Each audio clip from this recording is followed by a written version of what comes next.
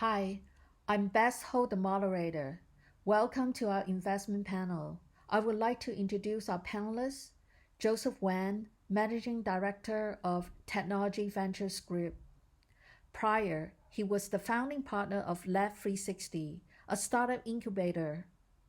Joseph led enterprise business and corporate development at Inventec, NEC, Silicon Graphics, and DEC. Both were acquired by HP.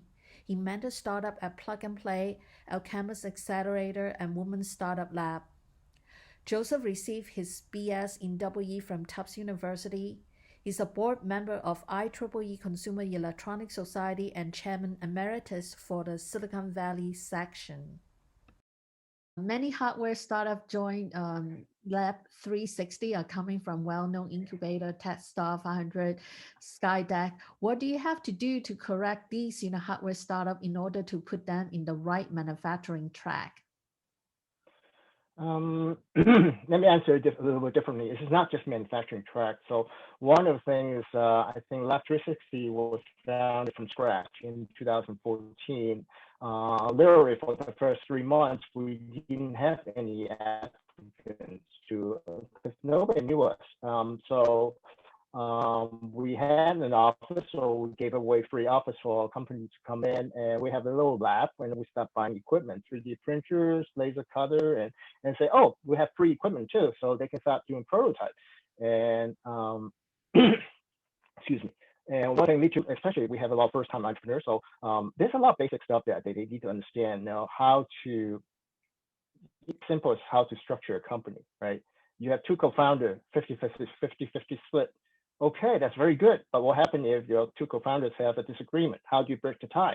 So do you want to register in California, Nevada, or most of the time, some of them didn't even know. I mean, if you want to go IPO route, then you must register in Delaware. Term sheet, when you get the first investment. I think SafeNote came out. Yeah, SafeNote already came out. So, but it was relatively new in 2014. There's convertible note, SafeNote.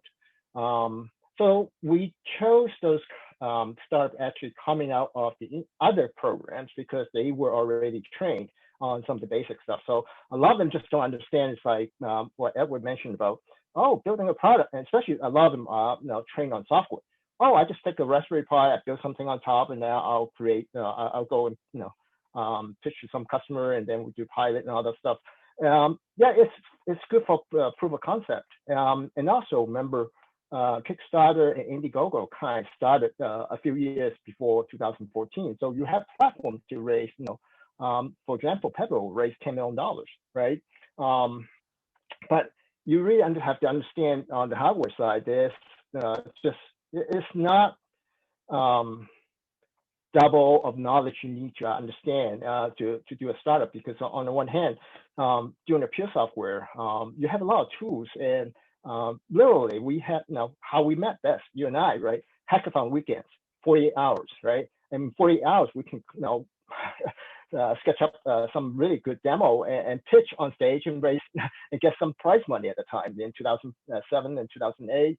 But on the hardware side, I think there was one group that tried it, and I was helping a little bit. And luckily, we had fries, which ended up now it's no longer around.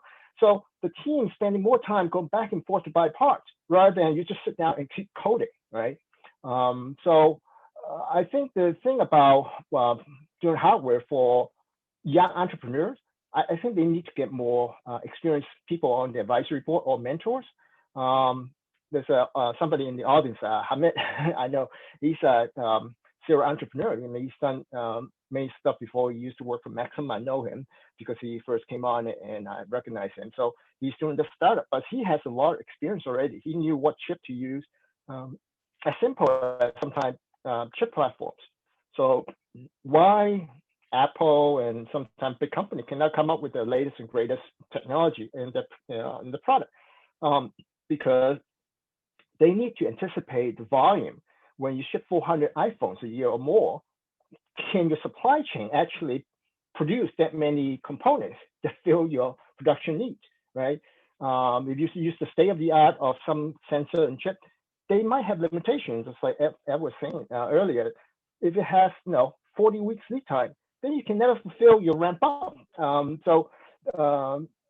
that's a major difference between, I think, doing a pure software mobile app versus, I wouldn't say people should focus on hardware. I think you should focus on the problem first. It's just hardware has always been able to play a piece in making the solution much more convenient, or has special medical devices, right? You cannot write software and run on somebody and say that will cure your problem. So usually it's like glucose meter, a pacer, or the other type of medical devices. So it's a combination of software and hardware. So when these companies startup came to Lab 360, we pair them up with also mentors to try to get them to make sure that initial businesses is fed well, so that they can go on the right path. Because startup always exact. They always have to pivot to wherever the right model after they try out. This model works, this model doesn't work. But the thing is, how far do you pivot left and right and still making forward progress? So if you don't have to go too far off and kind of keeping a narrow path that you are still moving forward quickly, then I think the money will last much longer and allows you to be more successful.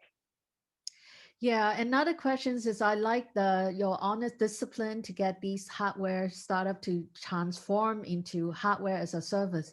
But during this process, what do you find the most common hardware startup common mistake they make? Common mistakes. It really varies. I think a lot of it, I think that Edward already touched upon, is the overall preparation, the financial preparation. Hardware as a service, it's kind of a term because software as a service was made very popular because of mainly because Salesforce spun off of Oracle and became very successful. But if you think about hardware as a service, we had that model by AT&T back 50 years ago. When you have a home phone, when you have a line for your home telephone at home, it comes with a phone, right? But you have to pay $50 for the AT&T to have a phone line in your home. And then if you want an extension phone, then you pay extra for this extension phone, right? So hardware as a service is a model basically to help the hardware companies so that they can actually produce recurring revenue. Because when you make a good product, you want it to last for a long time. Then why would the same customer come back and buy more if the product lasts for a long time? But now a lot of people figure out it's not about the physical hardware product, it's the data the product collected, or the analytic insight that the hardware produce that allows them to do to take advantage of their solution. So hardware as a service. So there's one startup. They came out of Alchemist called PubInno. So it stands for Pub Innovation. Very interesting. They actually turned a mechanical turning beer tap, which basically most of the time you go to a bar or a restaurant and ask the bartender how much beer is left in that keg of Heineken or Coors Light or Miller Lite. They have no idea because they just pour until it runs out, right? But they actually convert that into an electronic flow meter. So you push the button and say, this is a 12-ounce mug or 16-ounce mug, and then it just pour by itself and minimize foam. And then they have a very accurate count of how much beer is left, and they can pre-order before the beer runs out. That's very good to know. Anyone like to share before I move to Jane? Yeah, the one thing that Joseph said that kind of resonated with me, you don't know how many companies show up on my doorstep and they've prototyped something using a Raspberry Pi. And I have to explain to them that I can't manufacture that. I don't own the rights to Raspberry Pi. And we need to start over if you really want to do something, right? And so, yeah, a lot of what Joseph said about that resonated with me as a hardware manufacturer. Yeah, the one thing that Joseph said that kind of resonated with me, you don't know how many companies show up on my doorstep and they've prototyped something using a Raspberry Pi. And I have to explain to them that I can't manufacture that. I don't own the rights to Raspberry Pi. and we need to start over if you really want to do something, right? And so, yeah, a lot of what Joseph said about that resonated with me as a hardware manufacturer.